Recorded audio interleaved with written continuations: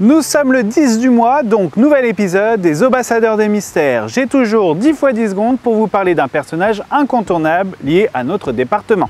Vous pouvez retrouver cet épisode sur le site internet des Ambassadeurs, mais aussi leur page Facebook et le réseau de TDA.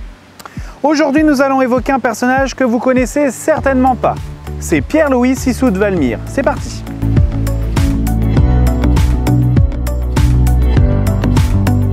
Il est temps de rendre hommage à l'un des anciens maires de Troyes, élu en l'an 3 à l'an 8 de l'ère républicaine, mais il a aussi été élu député de l'Aube en 1791. Ce que l'on va retenir de lui, c'est son investissement lors de la Révolution française, ce qui va lui permettre d'accéder au rang de juge du district de Troyes. Il y a aussi une part d'ombre que peu connaissent sur ce personnage. C'était un mathématicien, mais aussi un scientifique dans l'âme. Et c'est pour ça qu'il a décidé de plancher sur des dessins de bateaux poissons. C'était le nom qu'on donnait aux sous-marins.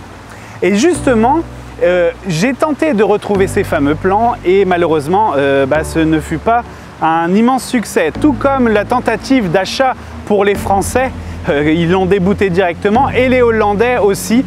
Donc ce ne fut pas un immense succès. Mais dans l'histoire, on découvrira par la suite que c'était l'un des premiers plans dessinés de bateaux poissons, comme quoi l'ancien maire de Troyes est bien l'un des précurseurs des sous-marins.